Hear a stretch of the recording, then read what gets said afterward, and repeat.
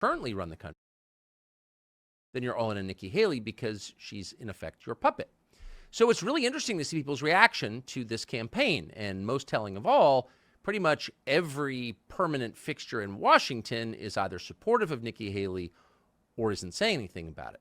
And that brings us to our next guest. He is Senator Rand Paul of Kentucky.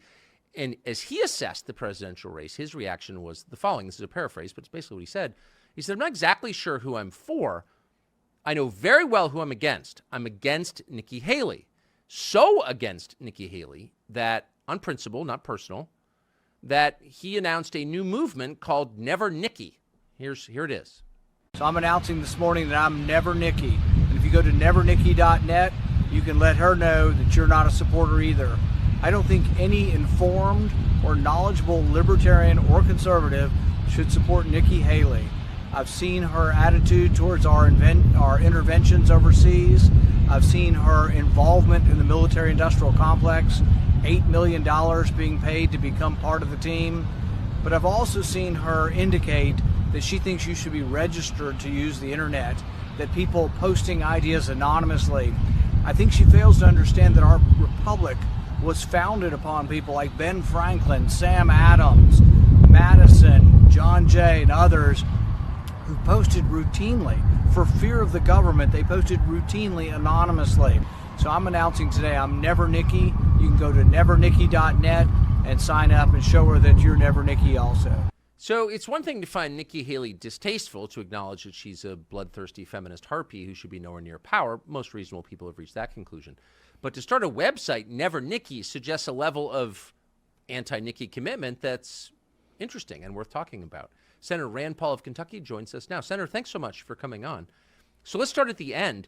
What moved you? I don't think you're being paid to do this. You're not getting extra points. You're already a U.S. Senator. Why were you so inflamed by her campaign that you built this website? Well, nobody ever accused me of going halfway into anything. Fair. And it gets to me at a very basic level. It gets to me when I see people who I think care more about the borders of Ukraine than they care about our own southern border. And I see these people every day because they're the entire Democrat caucus up here, but they're half of my caucus. Half of my Republican caucus is, as we speak, ready to sell out, and they're ready to sell out fake border reform in exchange for what they really want, which is to send more of your tax dollars to Ukraine. I think Nikki Haley fits right in that camp. I think she's from the McConnell, Dick Cheney wing of the party, and this is the antithesis of everything I believe in. I've spent a few years trying to promote the ideas of liberty. There is a wing of the party that believes in that, and I want to make sure anybody that follows what I do knows that there's no way, shape, or form I could support Nikki Haley. So obviously you're not increasing your contributions from the defense industry by attacking Nikki Haley. So I'm just guessing Raytheon's not paying you to do this. They're on her side. So it's purely a passion project for you.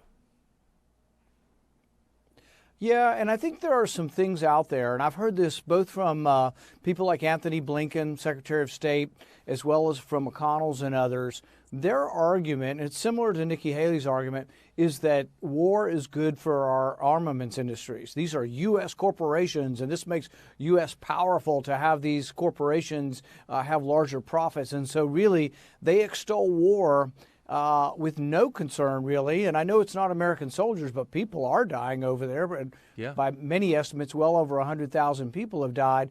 But to justify that, to say it makes our armaments industry stronger, and the fact that Nikki Haley worked in that armaments industry, I find it a despicable argument, an inhumane, sort of unreal argument that people would argue that corporate profits for arms merchants is something that we should justify war over. And it just gets to me. I just think it's a reprehensible argument. I told Anthony Blinken that. I've told others that this is something that, it's one thing to say, I told him, I don't think it was Blinken, it was one of his underlings the last time in a committee. I said, try to go back to the liberation argument. At least talk about someone's freedom instead of talking about the profits that this will bring to U.S. arms merchants. They got mad at me, but, somebody's got to say it. Well, I mean, as an American, a patriotic American, you want to believe that your country is a force for good. But the argument you just described is so disgusting and so completely immoral that it's hard to believe your country is if it's being led by people who want to kill others for the sake of enriching the people who make weapons of mass destruction. What did they say when you raised that? Were they ashamed? You know, they're taken aback that someone dares to challenge them, but they will retreat into some sort of liberation argument, and this is best for freedom. But I guess when I look at the situation over there, I think I think it makes our national security more vulnerable the more we go into debt, and I think debt's the number one threat. And Yes. Another $60 billion is a significant amount of money. We've already sent $100 billion over there. I don't think there's sufficient oversight in it, but I also think the longer we send money, the less likely there is to be a negotiated settlement. So it will mean thousands of more lives lost. It's not that I'm insensitive to the war. I actually am very sensitive to people dying on both sides. I'm not sympathetic to Russia. Russia invaded. They're the aggressor. My sympathies are with Ukraine. But at the same time, I think Russia occupies a portion that they're not giving up, and Ukraine does not have the ability to remove them from eastern Ukraine.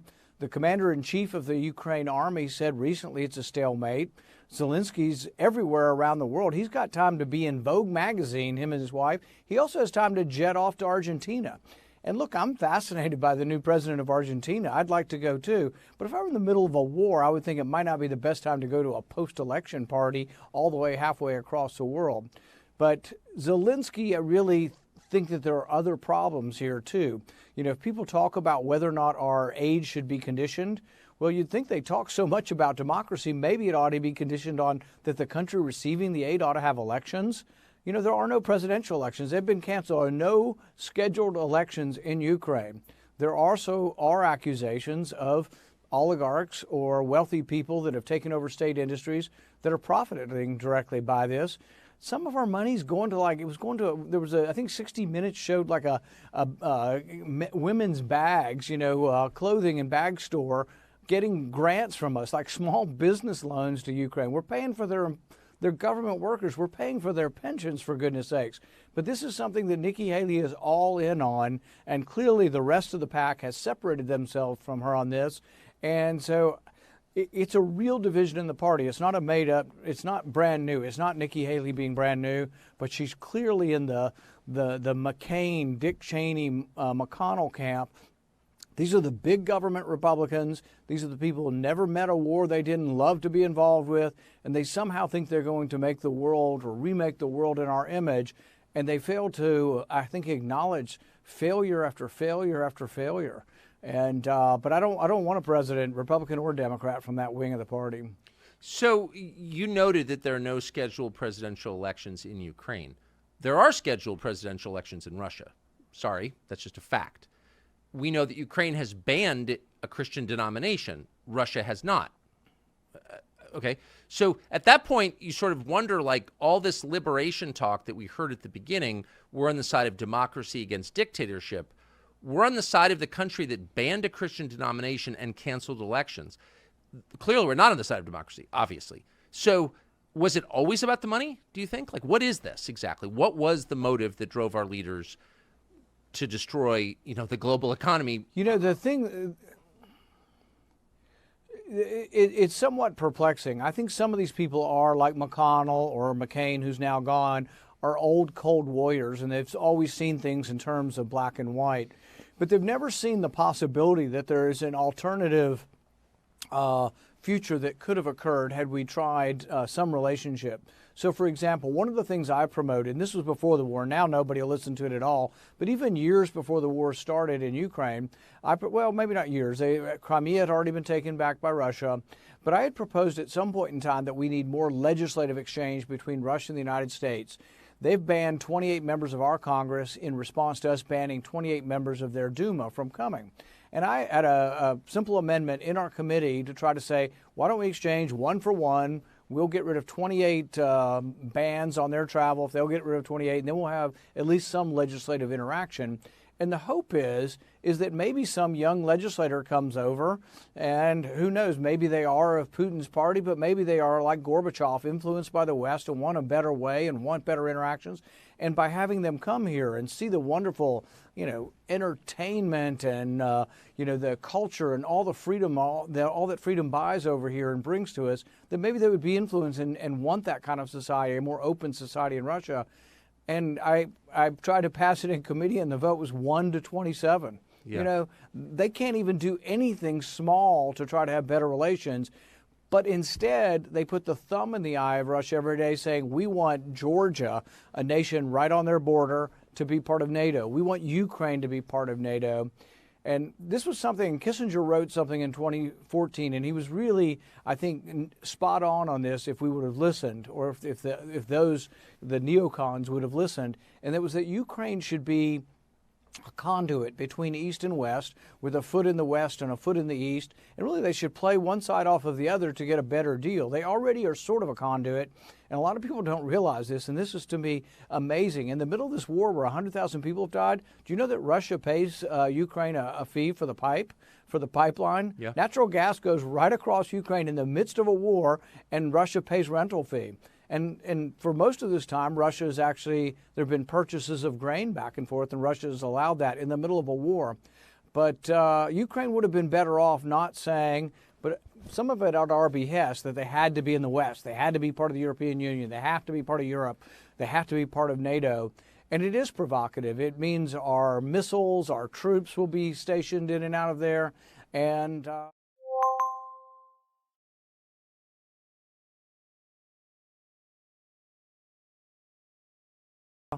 it's a sort of a slap in the face, and it's why when you look at sentiment, well, I think Putin's popularity has come down in Russia.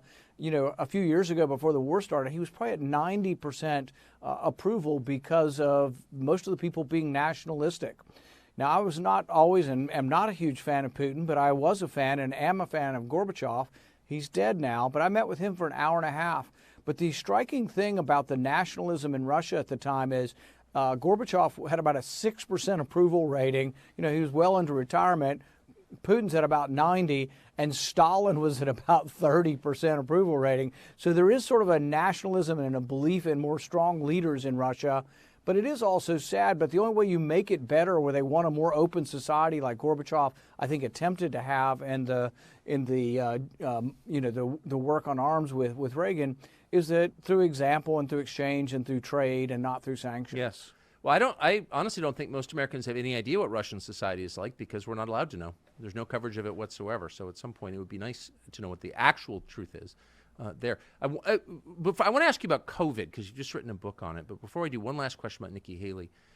You made reference to the fact that her views seem very close to the views of some of the Republicans you work with, and to the leader, Mitch McConnell. If there was a secret ballot vote among Republicans in the Senate for president, how many votes do you think Nikki Haley would get? Maybe about what happens on almost any piece of legislation up here. About half the Republicans will side with McConnell and with the Democrats. So almost every bad thing that's happened in the last 2 years legislatively that's been passed by a vote in the Senate, you get all the Democrats and about half the Republicans. It'll be McConnell. He can bring along half, sometimes less, sometimes it's only 15. And there is a nucleus of us who are resisting and vote against these things. But there's a significant big government Republican wing up there who's either secretly or overtly for Nikki. But here's the interesting thing about it. Most of them are not vocal.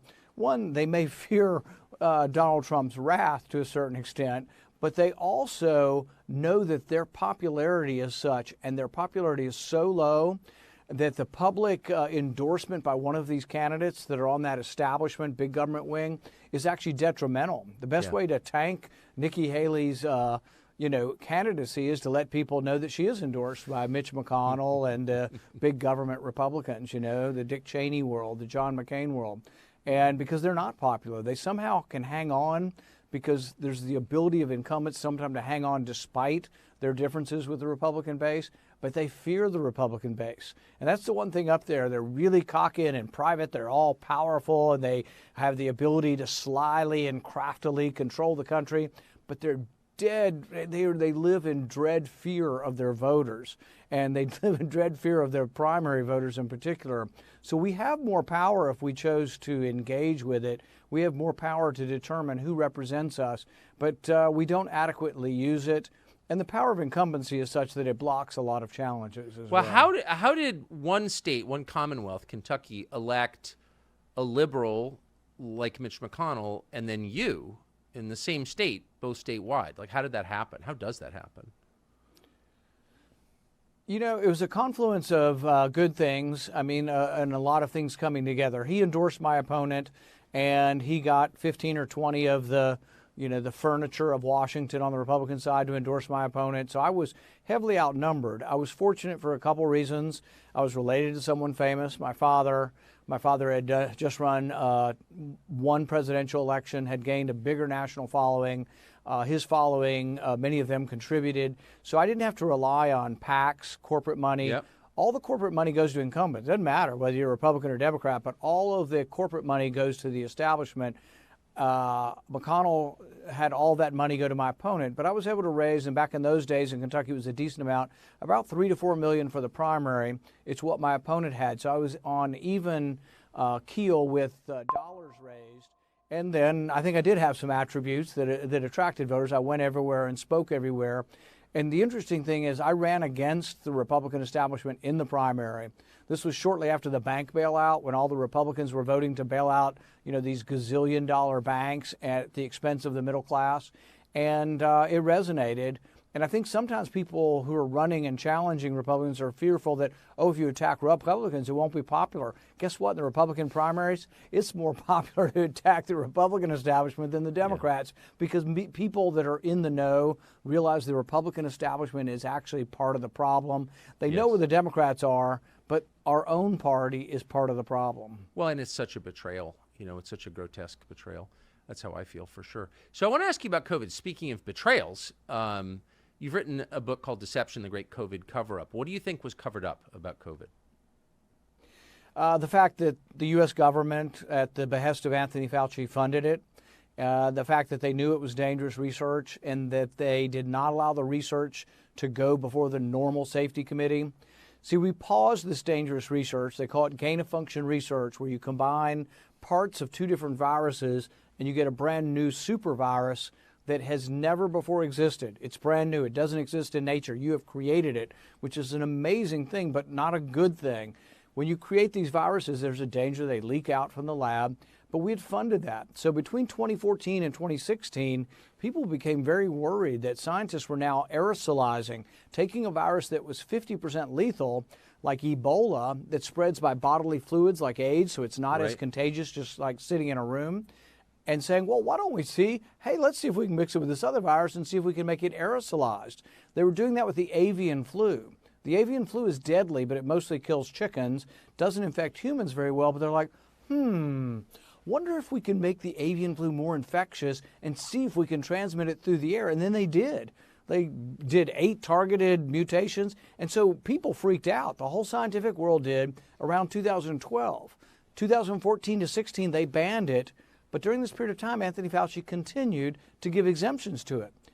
But here's the curious thing.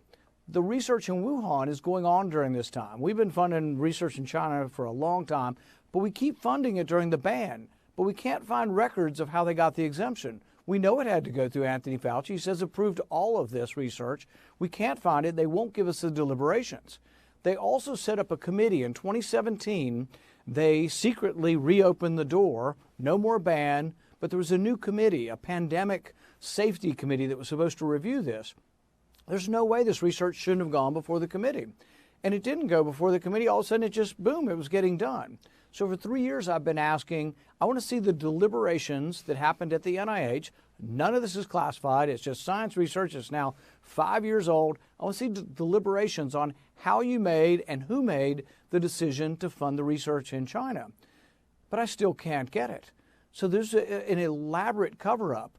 So I became intrigued in this. The first year, 2020, I was skeptical of Fauci. I told him he was stupid to close the schools. I opposed him on everything from the beginning. I opposed the lockdowns. I opposed the bailouts. I was the only one on the Senate floor. I went back after I recovered from COVID and said no loudly. It was a voice vote. I was the only no on all that stupid stuff where people stole hundreds of billions of dollars. Dead people got $1 billion of COVID money. I was the only no on the Senate floor. But as I was opposing this, I became intrigued as the 6 months to a year went on. It's like, wow, I read this article by Nicholas Wade on Medium.com. Yes. Once again, he was banned Great from piece. everything. He used to be a New York Times writer, banned everywhere. I read this like 25-page story, and I'm like, oh my God, they created this in a lab. And I began investigating this and became intrigued by it. But then what really got me to write the book was I saw this exchange of emails between Anthony Fauci on January 31st, feeding into February 1st of 2020. They start about 5 or 6 o'clock in the afternoon, and it's a crescendo. And you know, as you read something, even if it's not stated in words, you can feel the tension build, you can feel his fear build, and you can see his heart clenching up like this. The last email's at 3 in the morning. And at 3 in the morning, he emails a guy named Bob Cadillac. I didn't know who Bob Cadillac was. Other people knew him, but I didn't know who he was. And then, Bob, I'm sending this article here, you know, sort of in the middle ground, but it was an article basically saying, nothing to see here. This came from Nature, not the lab. At 3 in the morning. He can't sleep at 3 in the morning. About a year later, we're now 2 years into this, I meet Bob Cadillac, and he was working for the Senate committee, the Republicans, doing a report on the origins of the virus. And I said, Bob, why did you get that email? And he says, well, I was in charge of the safety committee, the pandemic committee that should have reviewed the Wuhan. And he didn't say this, but my implication is he's sending him an email because he's going to discover that the research that caused the virus was supposed to go before his committee, and he never saw it. So as things come together, to me, it is the greatest cover-up in our history. 1 million people died in the United States, maybe 20 million, 10, 15, 20 million worldwide. And it was funded by government, approved by Anthony Fauci, and then the cover-up. And there's a lot more in the book. We go through all the different articles, the scientific articles in Nature and in Lancet, where they came together and they lied. The people all said it was a conspiracy theory, but they didn't reveal that they were receiving money in this. It stinks to high heaven. This Peter Daszak, who ran Eco Health Alliance, who I call the bag man, who was funneling all this research money from the NIH over there, he would have $20,000 receptions every Friday at the Cosmos Club in New York, in D.C., some fancy club. But who's he invite? You think, oh yeah, whining and dining politicians? No, they wine and dine bureaucrats. They invited Anthony Fauci, and I love this story that was written up by one of the writers. He said, well, we had trouble getting Anthony Fauci, but we heard he might come if we told him there were cameras. And so they told him the CNN would be there, and ABC would be there, and NBC would be there, and all of a sudden, boom, it wasn't the cocktails that got Anthony Fauci, but when he heard cameras were going to be there, he showed up. But it was all an influence peddling thing to try to get people to approve their grants. This guy, to this day, that funded all this money to Wuhan, Peter Daszak, he's got $50 million worth of outstanding grants. He continues to get more grants. I finally got him to quit sending money to Wuhan. They're on like a 5-year list of not getting money. But Peter Daszak, the bag man who was carrying the money to Wuhan, is still getting your money. And I think he's as corrupt as the day is long. He has not revealed. We've asked him for his lab notes. We've asked him for the genetic sequences of what was going on in the research. Oh, I don't have that. That's all in China. You ask him what was going on. Oh, nothing to see here. But he hasn't been forthcoming on this. And really, he wasn't even meeting the NIH's own rules. I think that he should have been immediately banned from more money, and I think still should be banned from getting any more taxpayer money. But as you pointed out, millions died. And, you know, we've had over 1,000 people arrested for milling around the Capitol 3 years ago, January 6th. No one's been arrested for this. Millions dead. No one's been arrested. My brother ran into Tony Fauci in our family dog park in Washington the other day. He had Secret Service protection. He's retired. He works at Georgetown. He doesn't work for the U.S. government. He has government-financed security. I don't. I mean, so not only, my point is, he not only has not been punished, he's continuing to live at public expense at the highest possible level. He's being lauded. When does someone get punished for what has got to be the greatest crime ever committed? So I wrote a comparison between Anthony Fauci and J. Edgar Hoover, because I think there are similarities. They both were or had a great impulse to be an authoritarian. Hoover may have had more power to be that authoritarian, but they served for way too long, decade after decade, and then abused their power over time. But you're right, Anthony Fauci's not gone. He has a limo and a limo driver and security 24/7 because they say he's had threats.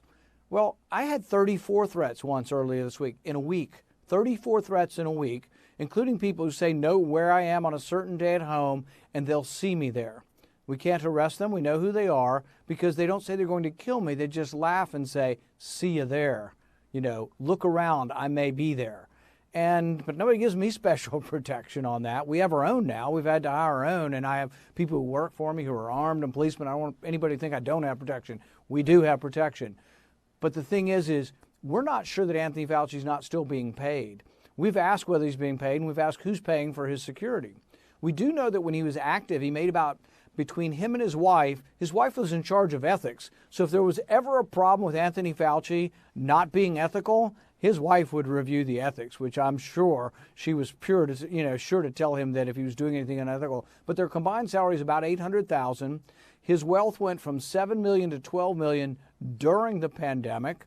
He got $1 million prize from a private foundation.